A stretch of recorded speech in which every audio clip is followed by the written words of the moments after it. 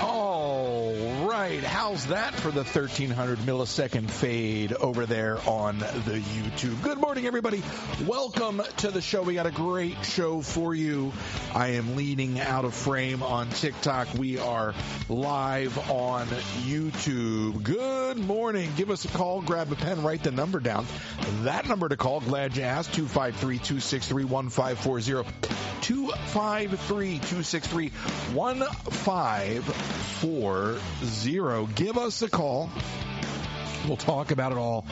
And again, we'll talk to you. We are live on YouTube. We are live on TikTok. TikTok, is that still a thing? So give us a call. Looking forward to hearing from you. We'll answer your questions, whatever you want to talk about. I got my list.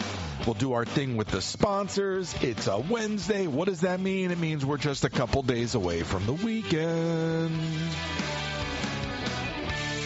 All right. What? Huh? What's going on, everybody? Welcome to the show. Yesterday, I have to say, yesterday was such a great interview with Rick Wilson. When I set out to form this podcast, actually, back in the summer, I thought it would be once a week. And then I realized I wanted to incorporate the call-in radio format, and it was really important to me to get back to doing that whole thing. And I was trying to reconcile how to do it all. And then I was like, but I also want to do interviews, and not everybody's going to be able to do the pre-recorded show or the live call, you know. But I feel like we found our groove. We're doing the pre-recorded podcast on the weekends with Kenzie. We're taking your calls during the week. And then we're knocking out these one-on-one sit-downs. And if you haven't caught yesterday's interview with Rick Wilson from the Lincoln Project, fantastic guy to listen to. I mean, really just so insightful. I mean, we talked about TikTok and the fate of TikTok and the motivation behind going after TikTok and some of the implications of this AI announcement the other day and how that weighs into all of that. All right, we talked a little bit about Bob Iger. Bob Iger, the leader, Bob Iger, the manager. It was a good conversation. If you missed it, wherever you listen to your podcasts. And I'm very happy to say that we have another guest coming on very, very soon that I think you'll like as well. So we're doing our thing.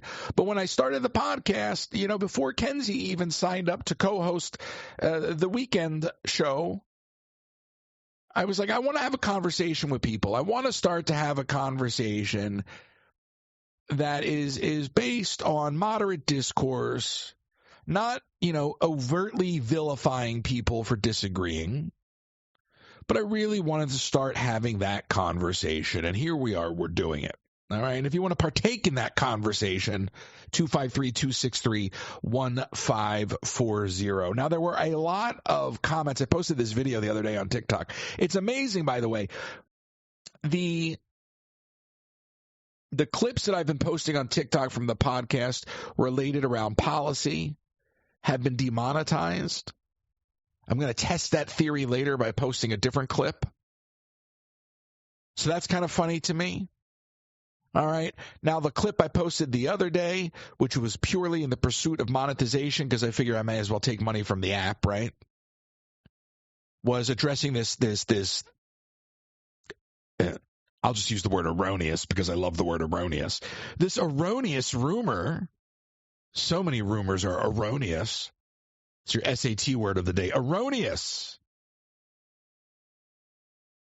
But I thought, let me make a couple bucks by addressing these erroneous rumors that I had somehow been banned by the park. And then the dumpster fire in the comments. I didn't even say anything like openly political. All I said was the word election, and people are inviting me to leave Canada, to leave and go to Canada, which I hear is very nice. Hilarious. I'm like, listen, it's your fragile response to what I said that is the justification for everything that I've been doing. Your fragility literally validates my entire argument. So thank you for that. Thank you for that. I didn't even go. Who cares? I mean, who cares? Like that, you're missing the point. And also, like on TikTok, I have a list of things I want to do in terms of content. These next couple days, I'll be free without the interviews and the radio shows to be producing, to make some more DIY stuff, to make some more park-driven videos, things like that. So I never said anything on that video I posted the other day that I was changing the page. I talked about me focusing on the podcast. But the people that were so quick to go, I'm out of here, goodbye, like as much as I want to waste my time and comment back to them, I won't. I just save it for right here, right now, and just say, don't let the door hit you in the ass. Okay? Hello? Am I coming in clear? Because I didn't say anything vitriolic, I didn't say anything confrontational, and I didn't say anything about changing what I do with the content I post. Now, yes, I'm doing a live radio show here, but this is predicated on engaging with my audience, which you can do if you want to call in. I'm not even looking at the comments. But those that are so quick, bye. I'm only here for Disney. Yeah, I know. I'm aware. You're not. There's no revelation. There's no revelation. Oh my gosh, we're only 6 minutes and 37 seconds into the show. This is why, like, if Leah texted me right now, I would spend the next 20 minutes yelling and screaming about Leah bothering me in the middle of the show, and that would get us to about the 30-minute mark. Like that was amazing to me, And then to find out later that Leah was upset, which made me laugh even harder. To find out she actually got upset and left made me laugh even harder. 253-263-1540. Oh, I don't want to take the show offline. What? Cancel. Oh, no. All right, that's better. 253-263-1540. You'd think I'd have the number memorized by now. Give us a call. One of the things I really want to focus on, and I'm going to have, we're going to sit down and talk about this next week, is the rivers of America. We've talked about it a lot in the past. We haven't really touched on it lately. I want to, we'll have somebody on next week to talk about it again, but I want to focus on the fact that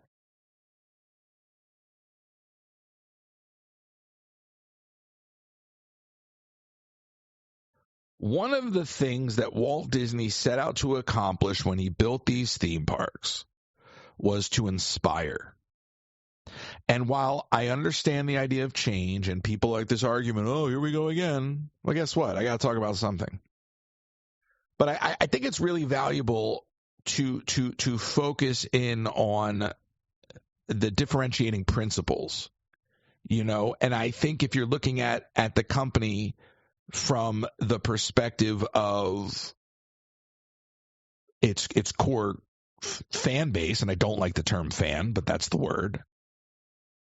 If you look at it from that perspective, these folks feel like you're gutting everything that brought them in. So I think what we'll do next week is we'll take the time to talk about that. We'll talk about the value of something like the Rivers of America as far as being inspirational, as far as being a differentiator. And then maybe even talk a little bit about where things could change just to counter the argument. Because it's so easy to talk about, oh, don't rip this out, don't rip that out. But, you also have to talk about the necessary change. So that's something I'd like to spend some time focusing on. I think we'll have Joshua L. Harris on maybe sometime next week to talk about that again. And maybe just hone in on that, because I think one of the common arguments is that, again, you've got to change, right? You got to change. Walt said the parks were never going to die. So people like to lean on that.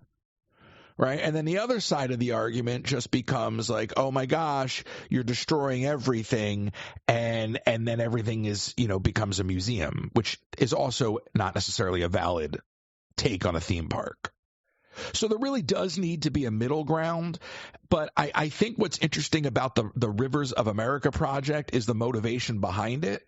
So it's if you better understand the motivation behind why they want to get rid of the Rivers of America, then you'll understand why the argument on the parks need to change is actually an invalid argument for that particular project. Because the reason that they want to get rid of the Rivers of America isn't because of capacity. It isn't because they want to plus the park. It isn't because they want to change things for the sake of change. It's because operations requested that something be done so they no longer have to deal with the hassle of maintaining Tom Sawyer Island. So what does that mean?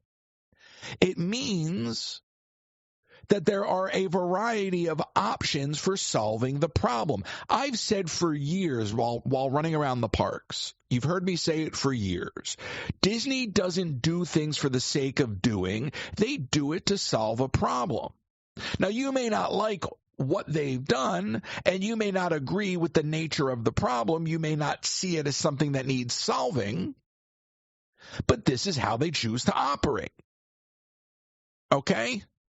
So the problem they need to solve based off of operations ongoing request is, what are we going to do about maintaining Tom Sawyer Island and the Rivers of America? It's become too much. Now, my response is hire people that work harder. Because as much as I will prop up cast members and say that they're underpaid, if your gripe is that we don't want to maintain it, hire people that'll maintain it, problem solved. That's one suggestion. Now, maybe you could say that's a bit cynical. Maybe there's operational concerns. Maybe there's safety concerns. I don't know. All right. Option number 2. Shut down the island. Run the riverboat. And allow the island over time to slowly ingratiate itself back into nature. All right, but we still got the river and the track system, and every so often we're going to have to drain the river, and it's a whole mishigas, and nobody really wants to work that hard. Okay, fine. Option number 3, shut down the island, shut down the riverboat, dock the riverboat for live music performances, preserve the front-facing side of the river, cap the back.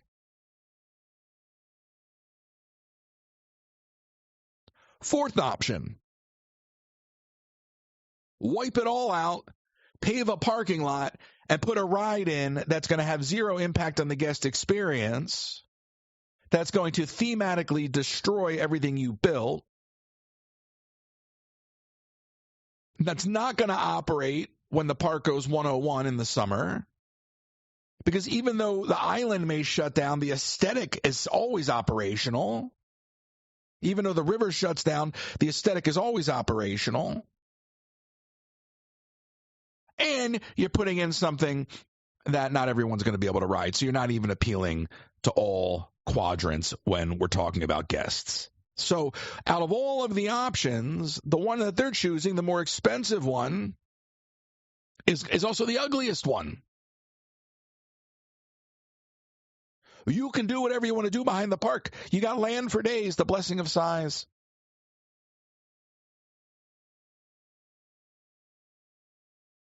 It's really a decision at the local level. And, you know, the reason I want to bring Josh on is because he's the only one hammering on it. I see him over on Twitter, X, whatever you want to call it, and he's still hammering on it. And people have lost the sight of it. And he's been saying the same things. He's not saying anything different. He's just revocalizing and reframing the argument over and over again just to keep it fresh in people's mind. And I salute the effort. So we're going to talk about that some more. Because we can get this project stopped. And I have it on good authority from a completely different source that the option of saving the front part of the river and incorporating that into any future development is on the table. So don't give up. No news is good news, at least in this case. But we got a long way to go. 253-263. What is it? 253-263-1540. 253-263-1540. And just to go back to the Muppets for another 30 seconds, the solution is obvious, Bob. Put it in a museum. Donate it to the Smithsonian. Problem solved. You'll be a hero. Call your buddies in Washington and donate it to the Smithsonian. Make a Disney Plus special. Pick up the Muppet Vision 3D show, put it on the back of a truck, and drive it up to D.C. and donate it to the Smithsonian. Do schools even take their kids to the Smithsonian anymore? I loved going to the Smithsonian growing up. The Aerospace Museum, the TV and Film Museum, Academy of whatever it was called, the Museum of Science, the Smile Police walking around trying to get you to give them money. I don't even know. Do we do that? Do we take? I mean, that is an amazing experience, the Smithsonian. Yeah, you used to be able to go see Archie Bunker's chair. See, I don't even know who Archie Bunker is. That's what scares me. Now, shifting gears, I have some really disheartening news. You know, as much as we've hit episode 50 and we're on, I think 52 now. Not everything comes with success. So it's with a heavy heart that I have to say we will not be talking to George Lucas. But I did respond to the email they sent me, which was, I love that I got it. That's actually like the second time they emailed me. The first email said they were processing. I was like, oh my gosh, can't even believe y'all are taking this request seriously. Because I think I literally wrote in the request, this is the part that I didn't tell anybody. I emailed an interview request to George Lucas, and I got a response. And the response was like, well, why do you want to interview George Lucas? And I'm paraphrasing. And I didn't really take the response seriously because I thought, it's like, you're really responding to me on that? Like, it's George, like, you know what I mean? So I think I wrote back something to the effect of, because I thought if I could make them laugh, maybe I'd get, a response. And I said, I really like his work, and I think he's going to do big things in filmmaking. And I got like a 4-paragraph rejection letter, which was lovely. Made my day. Like, legitimately made my day. And I responded to it, and I said, well, that's so lovely. How would I go? Thank you so much for the response. I totally understand. How would I go about getting Mr. Filoni on the show? And the woman responded with an email.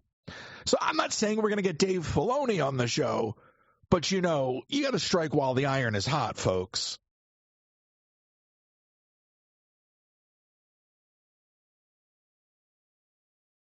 (253-263-1540). I wrote that. I really wrote that. 253-263-1540. I was like, yeah, no, I think George Lucas is going to have real potential, and I would love to, I may even said something to the effect of, I'd love to catch him early in his career. You know what I mean? Because I was like, hey, look, he's not going to say yes, right? So at least make the person reading the email chuckle. Because at least if you make somebody laugh, it becomes a memorable moment, even for just that 1 second. So unfortunately, no George Lucas, but I did book a former presidential candidate. I'm very excited for that. A very, very well-respected individual who will be coming on the show maybe next week. I don't know. I got the email this morning, or I got the message this morning. I sent the follow-up email.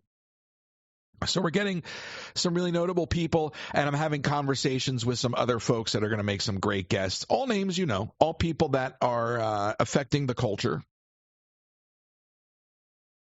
So I look forward to all of that. It's a one-man show. I mean, I'm getting back to the basics, and I've got all this stuff set up here to do all that multi-streaming.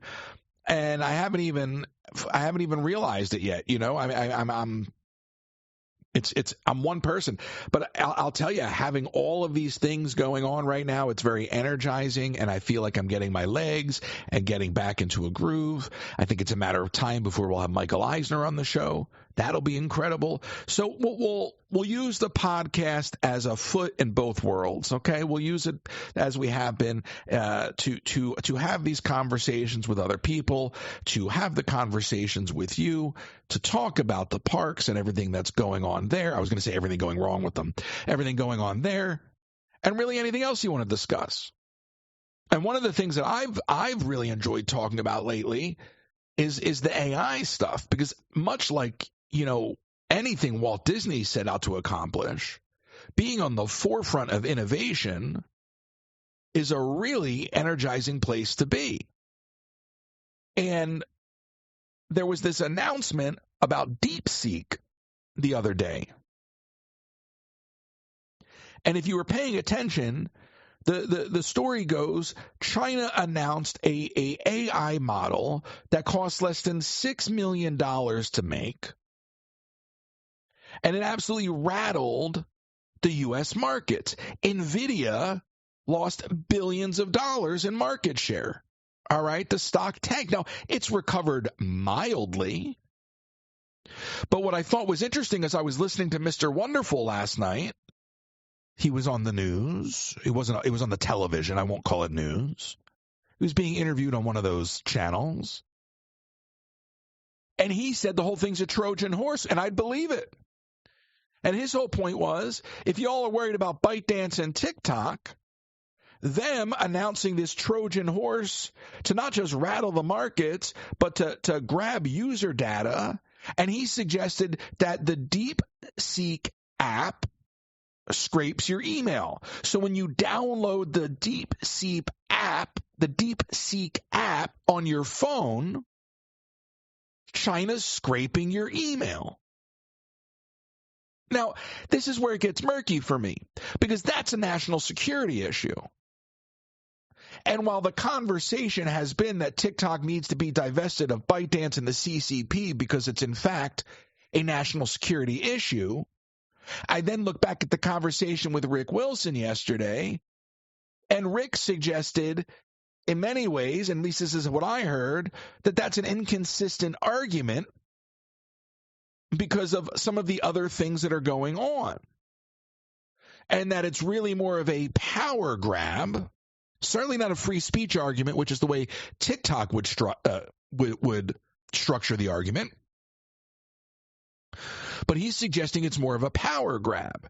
So the real question I have when we talk about stuff like AI, okay, and we talk about where we are as a country on the forefront of new technology, what I would suggest the conversation should be is not where are we on the forefront of new technology, but where have we traded our security and our financial viability in exchange for an arms race that we're inequipped to win. I mean, I would suggest, I don't know how much of this DeepSeek is I think we're going to find out over days and weeks that a lot of the DeepSeek announcement was smoke, because China's great with propaganda. Okay, but have we just been flushing money down the toilets? Maybe a $5.6 or a $5.8 million AI model isn't quite it. Maybe it's a $15 million model. Maybe it's a $20 million model. But when we're talking about, days before a multi-billion-dollar AI announcement was dropped, It does suggest that this whole entire DeepSeek thing was designed to undercut that announcement. So it looks like, at least in respect to NVIDIA, the stock has recovered a little, and I'm sure it'll recover and then go above where it was. I'm sure it will. But if this is truly all as Congress would have you believe, in respect to not just TikTok, but China as a whole, if this is all really a national security issue, then we got to take a look at a lot of stuff, right? I think it was Mayor Keith, who mentioned Binance. All right. And then I said, well, what about Zoom? So there's a needle to be threaded in this conversation of China and AI and where we stand. And I think it's really, really hard for most people to wrap their head around the fact that we are way behind the 8 ball. Go look at the conversation that I was having with Jonathan Curl from Robotis. And before I can even hear anybody going, what does this have to do with Disney? This is all about the forefront of new technology, AI and robotics. It's the natural extension of animatronics and all these things. And if I even have to explain it, then why bother? But the bottom line is we're talking about pioneering new technology. And the conversation with Jonathan Curl was about creating a standardization in physical AI, creating the standardization in a physical robotic arm, an AI robotic arm, the implementation of physical AI in smart cities, in the cities of tomorrow, the implementation of AI in public transportation.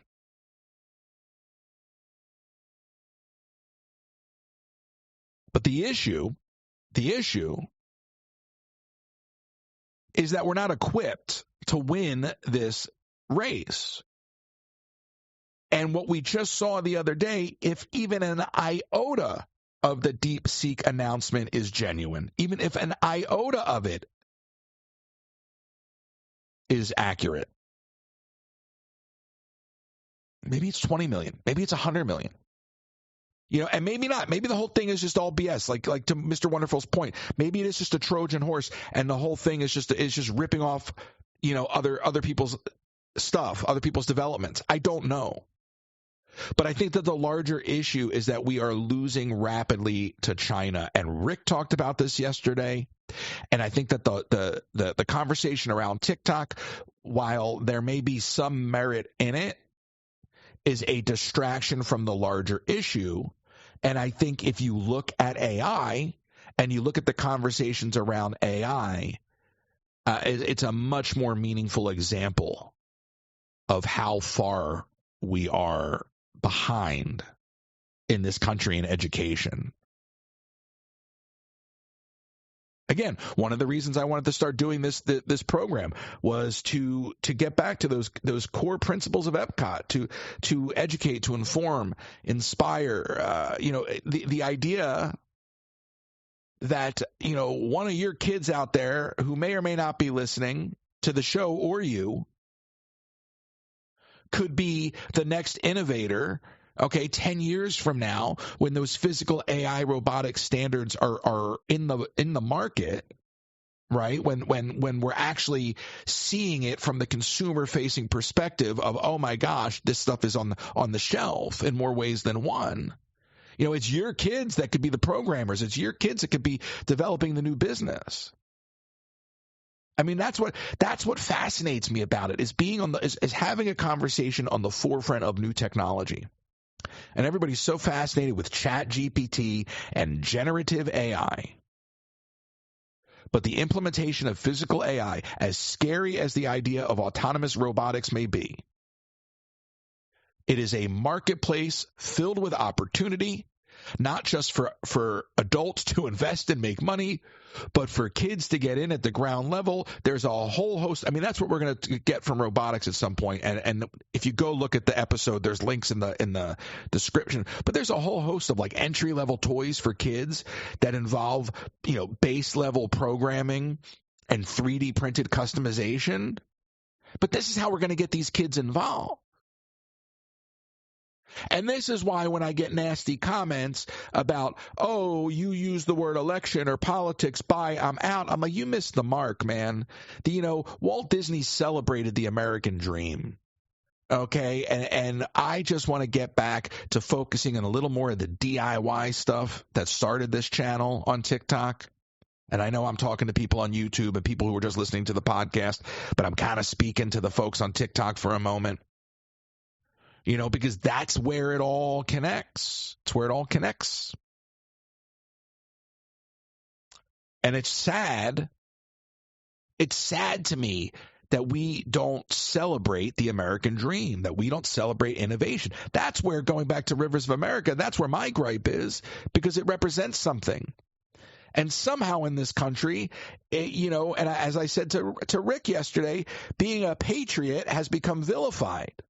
There's so many people on the left that see somebody waving a flag and they think that, oh my God, you must be like, wearing a red hat. And so what if you are? But what I'm saying is, like, meet people in the middle, all right?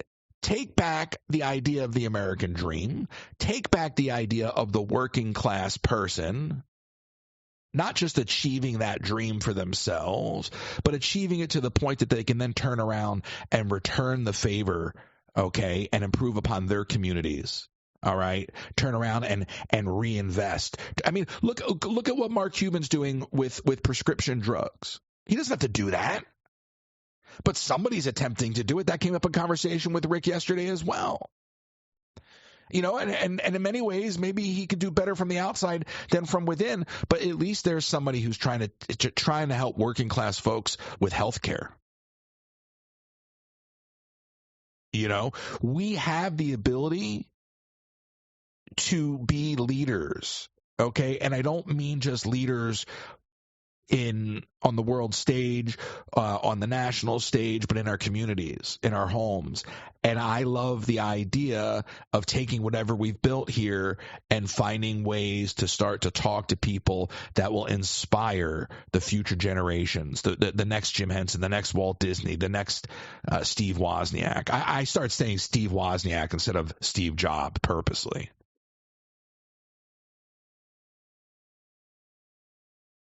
So for me, it all makes sense. For me, it all makes sense. And if it doesn't make sense for somebody and they're not here for the ride, I can't worry about that. But I know people will get it, and I know people will appreciate the mission and the value behind it and how it correlates ultimately to the Walt of it all.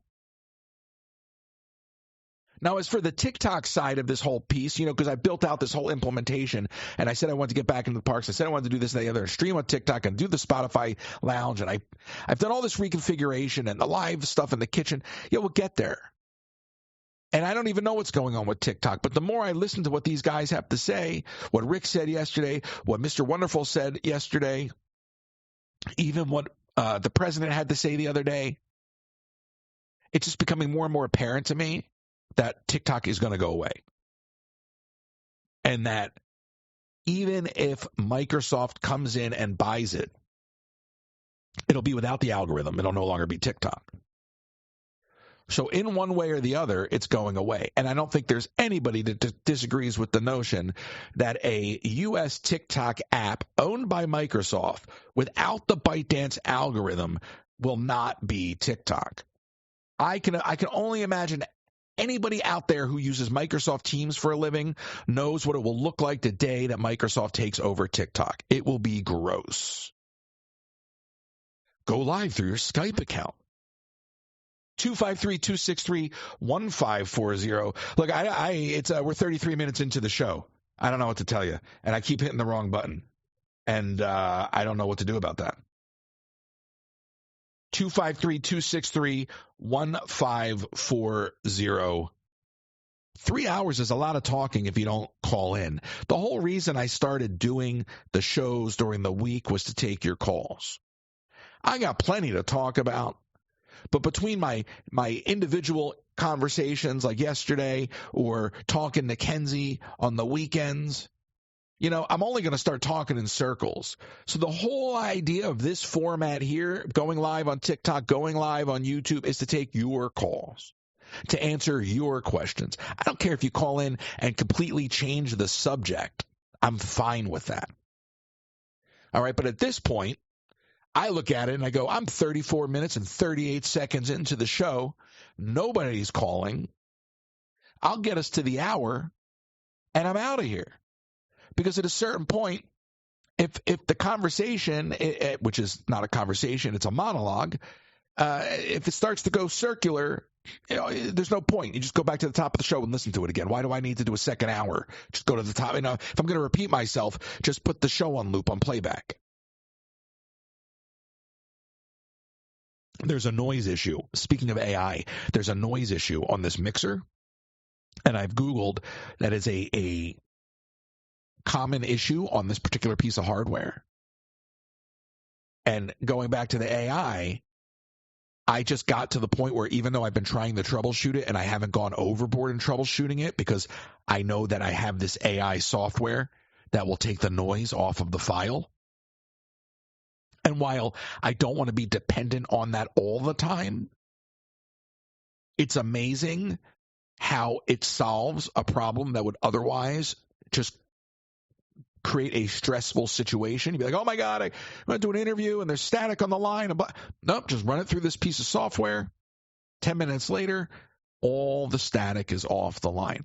So I'm telling you, I'm somebody who 2 months ago wasn't using any AI. And I was talking to Nick about it the other day, I must be using 4 or 5 pieces of AI. And I said I think Monday, AI has become the perfect assistant. And I'm still dialing in things, but AI has become the perfect assistant. It really has. It's kind of amazing. And this is the early days. And again, that's all that generative stuff, getting a transcript off a video or putting in something and saying, make me a picture of this plus this, that's all generative. When you get to the point of AI in robotics, again, going back to that conversation we had last week, when you get into that kind of stuff, I will bring it down to the theme park level for a minute, but imagine when you talk about having something like, a droid rolling around Galaxy's Edge, that's fine, that's cool. Right? But imagine having like autonomous battle droids walking around, not guys in suits, but the idea that you would have fully autonomous robots walking around that recognize, where they're at, that can step over things, that have spatial awareness. Not that we would ever get battle droids in Galaxy's Edge, but you can dream. You could do it with stormtroopers. People would still think there's people in the costume. But what I'm saying is, and even as I put that visual in my mind, I think of Iron Man 2. Okay.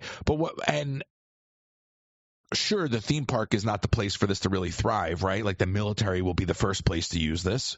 We talked about that with Jonathan last week. But think about that. Think about that. We're 10 years out from that. Think about that. That is an emerging market. It's a massively emerging market, physical AI. It's scary, it's exciting, but it could change the world. It's also mildly dystopian, right? It's a little weird to think that we could be living in the age of RoboCop in another decade. But the part of it that appeals to me with autonomous robotics is, look at what's going on in California, being able to use physical AI in recovery efforts, in rebuilding efforts, in first responder units. And that's exciting. To be able to implement that stuff in a way where we can help our first responders to minimize their risk so that we don't have to put more human bodies in harm's way in the pursuit of saving lives. That's exciting. That is using all of this stuff for good.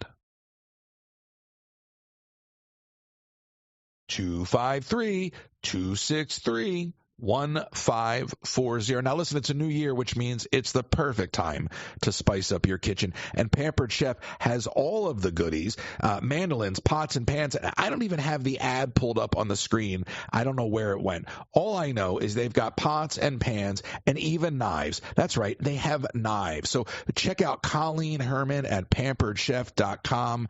They've got lots of stuff for your kitchen, including the deluxe air fryer, the coffee maker. Colleen Herman, pamperedchef.com /PWS/Colleen Herman. And if you don't have an estate plan, you could be leaving those you love the most with high taxes, probate fees, or an incomplete and divided estate, or legal fights and fees. So if you live in Florida, contact RK Law for a free consultation to discuss the options and tools you have available to protect your home, savings, and estate for those you love the most. To get started, send an email to russell@rklawpro.com or call 786-566-2456. That's russell@rklawpro.com or 786-566-2456. Last minute shipping from the theme parks. Maybe you're a local, you need a notary, a P.O. box. My friends at the UPS store have you covered. That's 6526 Old Brick Road, located right behind the Magic Kingdom. That's the UPS store, 6526 Old Brick Road. And of course, if you're looking to book your next vacation, please consider booking it with William.bailey. William.bailey Travel provides a customizable, competitive experience, and he will help you book a trip anywhere. So whether you're looking to do a cruise, a Disney trip, a Disney cruise, or just travel the world, William.bailey will help you out. William.bailey at academytravel.com, William.bailey at academytravel.com. And those are the ads. Thank you to all of our sponsors. I'm not using the teleprompter software today. And I did vamp to get through to pull up the thing for Colleen's ad.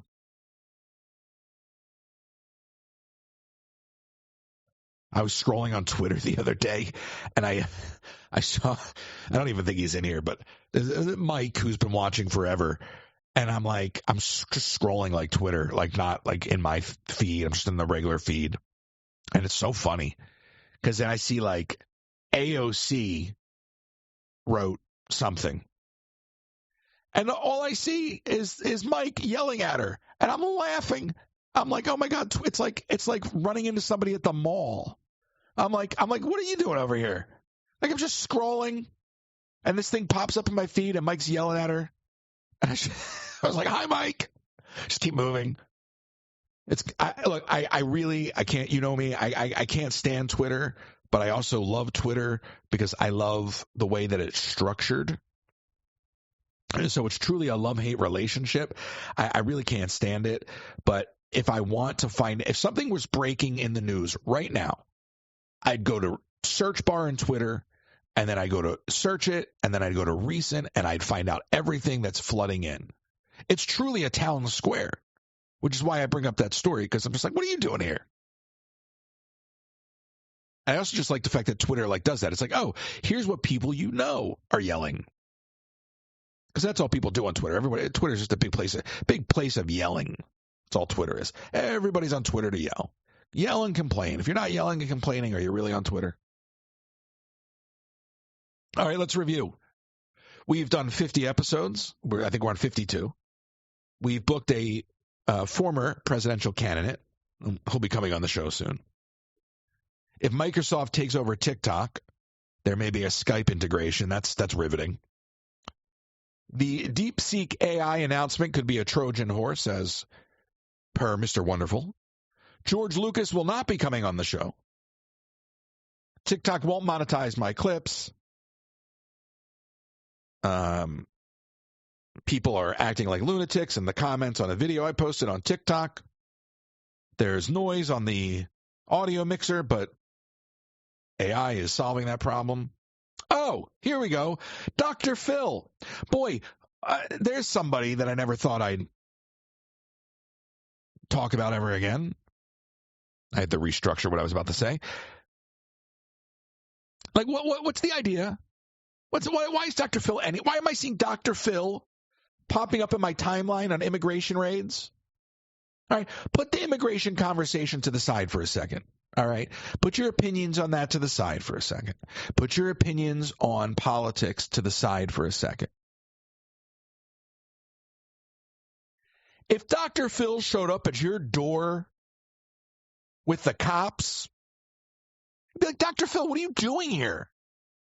You know what I mean?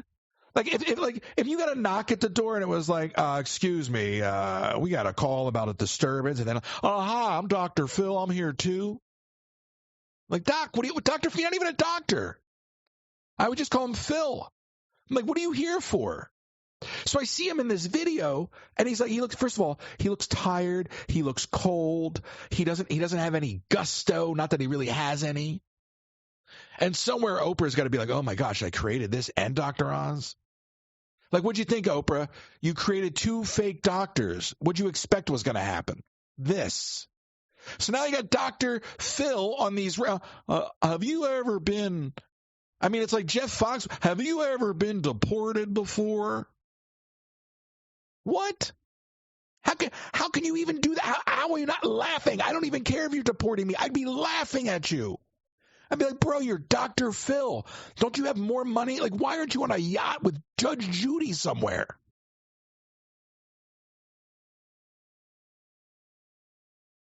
You ever thought about getting a green card?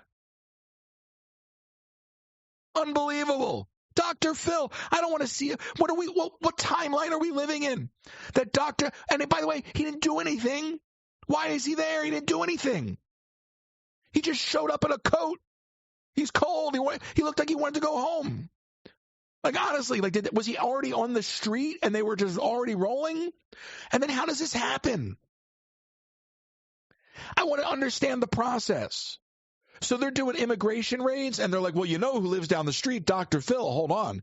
Let me call my sister. She knows him. Like, I mean, or did like somebody from the White House go, listen, we got to get Dr. Phil. Like, or did Dr. Phil call and go, I don't really like to get in on those raids.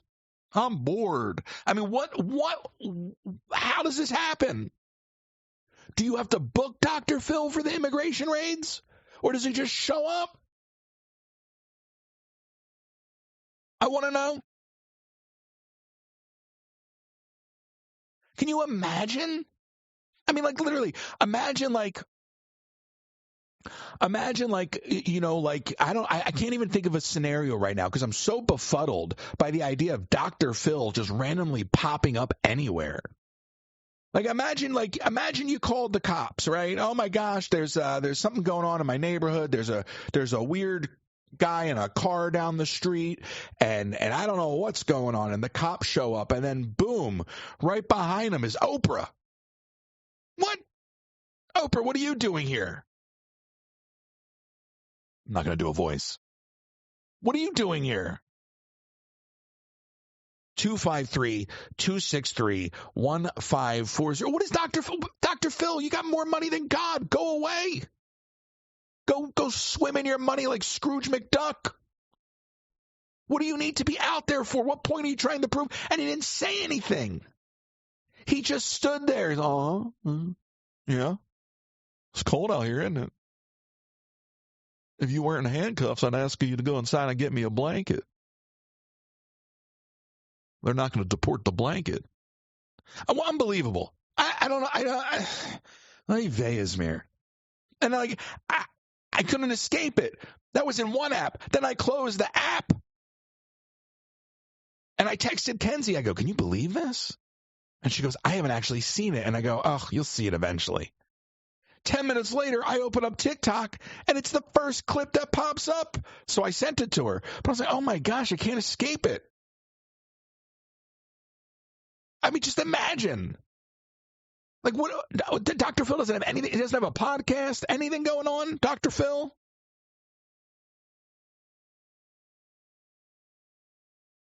Oy Veismir. Oy Veismir is right. 253-263-1540. 253-263-1540. Fine, don't call in, because I got 11 minutes to get to the hour, and it'll look really nice in the podcast feed with an hour, and then I'll be out of here. So I'll just vamp. You know, it doesn't matter to me. We're live on YouTube. We're live on TikTok. I think the takeaway for me on this whole TikTok thing has been that there is zero chance. And I didn't feel this way even a week ago because I was so uncertain. But I think there's zero chance that TikTok recovers from this. So, it was noted yesterday again, and I've been saying this, but it's nice when you get a guy like Rick to reinforce the point. The extension on the TikTok ban was predicated on a pending deal. There is no pending deal. There was an announcement, which was a joke, and that was used as a carrot, and that was already stretching the bounds of the law. All right? And that's according to what he said. Was already stretching it because there's no deal on the table. ByteDance isn't going to sell. There's a group of guys that would like to take over the U.S. assets. So even if they can somehow pry the app away from ByteDance, it won't be with the algorithm. Which means you can kiss TikTok goodbye. And for so many of you, you already have. But I think it's worth noting that there is no deal on the table. And there wasn't a deal on the table that even triggered the extension clause. So you can sit here and hold out hope, and I could go live every day and try to make my money from TikTok. But then when the rug gets pulled, you'd be like, well, where are you? Where are you? You're left nowhere. So I feel really good about the decisions I've been making leading up to that, and then after that, even though it pumped the brakes because, I implemented all this technology and I'm ready to use it. But I'm all for taking the time to think things through. You got to be ready to respond, but you also got to take the time to dial back. I talk about it all the time. Go backwards to go forward. So with all the uncertainty of TikTok, I don't know where this workflow is going to plug into the equation. And the funny thing is, I've told you all, getting into the parks and doing some park streaming isn't out of like the realm of possibility at all. But I'll be damned when I see any of the comments like I saw yesterday. Like, I don't even want to be around people like that. Like, I don't even want to be around people like that. I'll go produce stuff like I did with Tokyo for my audience. But because to deal with the lunacy, I mean, that just so you see the rampant toxicity that exists in the community. I mean, grown adults that are so obsessed with Disney to the point of just pure vitriol. Just nasty human beings. I know, I've met many of them. Nasty human beings. The kind of people that you invite to stop watching. So I feel very, very secure about the journey that we're going on together. And if you won't be joining us on it, as I said before, well, you can go listen to what I said before. It is what it is. I can't really worry about it. I'm going to do what I do. You do what you do. Ba bing, ba boom. And I'm going to tell you one more time, all right? I'm going to tell you one more time. You can spice up your kitchen this new year with Pampered Chef. I didn't put the ad in the show yesterday because I don't really like the idea of, what the hell am I doing? I don't really like the idea of breaking up a conversation like that with an ad. So the ad copy was in the bottom. All right. But Pampered Chef has all the goodies. All right. So whether you're looking to, get the spatulas, the mandolins, the pots, the pans, all this kind of stuff, Pampered Chef has you covered. You can contact Colleen Herman, pamperedchef.com/PWS/Colleen Herman. Knives, pots, pans, amazing pots and pans, and of course the deluxe air fryer and the coffee maker. pamperedchef.com/PWS/Colleen Herman. And if you have not prepared your estate you could be leaving those you love with high taxes, probate fees, and an incomplete or divided estate, not to mention legal fights and fees. So if you live in Florida, contact RK Law for a free consultation to discuss the options and the tools that you have available to protect your home, your savings, your estate. So you can contact Russell at rklawpro.com, or you can call 780-566-2456. 786-566-2456. That's 786-566-2456. Russell at rklawpro.com. Last minute shipping from the Parks UPS store, 6526 Old Brick Road. That's the UPS store, 6526 Old Brick Road. And of course, William.Bailey Travel, William.Bailey at academytravel.com, William.Bailey at academytravel.com. Blah, blah, blah, da-da-da-da, yada-da-da-da-da. And that's it. I just cut the phone lines. Because I hit a button and then another thing happened, and whatever. I'm good with it. I'm good with it. 52 shows. 52 shows. Just getting started. They're not all going to be gems. And like I said, for me, the idea of doing this whole thing was to start the conversation. I wanted to start talking to whether they were content creators, influencers, or just people of influence. I wanted to start the show to focus on those conversations. Adding the shows during the week was to bring back the phone calls, to take your calls, to talk to you. I would like to get to the point, when we started doing these, we do 3 hours, but I really think the value becomes in these one-on-one interviews. And I think as time goes on, not only are you going to see the quality of those interviews, and I quite frankly think they already have, but you're going to see the quality of those interviews and the quality of those guests continue to grow. And then I think what that's going to do naturally is feed the call-in conversation during the week, because what I'd like to see happening is people are calling in to discuss the things they're hearing on these interviews.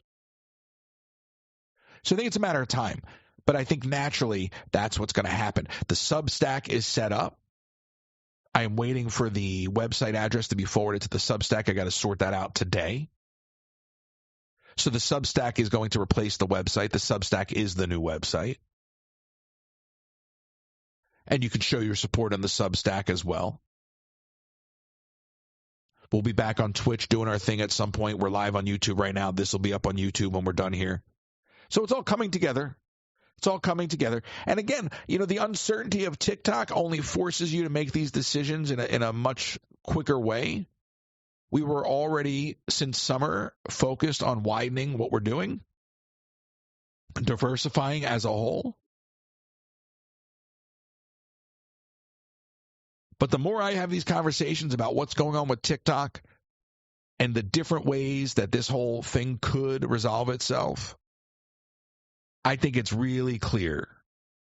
It's really clear that the heyday of TikTok is over and that the damage has been done. And there's a certain amount of damage that has been done by TikTok to TikTok that is irreversible. I sometimes wish that I was more simple-minded in my approach to things, and that I could just keep my head down and do the easy thing, which would be, the same thing over and over again, and just do what I do. That's not the way I'm wired. I started streaming the Parks for an escape. It was very good to me. It got me to the point that it got to me. What I meant to say was it got to the point that it got me as far as it got me. But yes, then it started to get to me because there's some real lunatics in the audience. And when you're doing what you're doing around the hurricane, when we were doing that at Springs and you can't win, I'm like, I got to get out of this mess. I got to get out of Disney daycare. And I would much rather be having the kind of conversations we had with Rick yesterday. And next week's guest is going to be awesome. Not me pausing to lean forward because the TikTok feed spiraled inactive. And that's it. That's all I got to say. So I hope you write down that phone number, because that's what I'm really looking for. When you go listen to yesterday's interview, the opportunity for you to call in and talk about that. Maybe there was something that was said. Maybe there's something that you would like me to ask another guest in the future. That's the real value of having the phones. That's the real value of wanting to talk to you. We can talk about whatever you want. You want to talk about Disney, then we'll talk about Disney. But I love the idea of having these conversations. Maybe it's something about AI. Call in. If you listen to the show from yesterday and you have a question, don't be afraid to ask it. I really think the value of having these phones is that the conversations that will come off of these sit-down interviews, these one-on-one interviews, I think that will become the cycle. As much as I think those interviews will provide clips that will feed the Substack and feed the different social media platforms and help with the podcast, I really do think when you all start to listen to that stuff, it'll give you something to want to talk about when you call in. Oh, hey, I listened to this and so said that, and I had this thought. And that's what I'm looking for. And I know it's not, the comfort level isn't there for everybody, and not everybody grew up on talk radio. But for those of us that did, then you understand what I'm setting out to accomplish with the talk format. And the last thing I'll say, if you want to be a sponsor on this podcast, it's never too late. There's a form on the Discord. You can always just find your way to reach out to me. We have a great opportunity for sponsors if you want to join us. I think we have 2 spots going into next month open for sponsors. So I welcome the new sponsors. I know Colleen's had good success with it. So I have that available for you. Go to the Discord, or you can just find your way to me through whatever, Instagram, because TikTok, honestly, the messages get so flooded in TikTok, it's almost impossible. Almost impossible. Not totally impossible, almost impossible. I'll see you next time.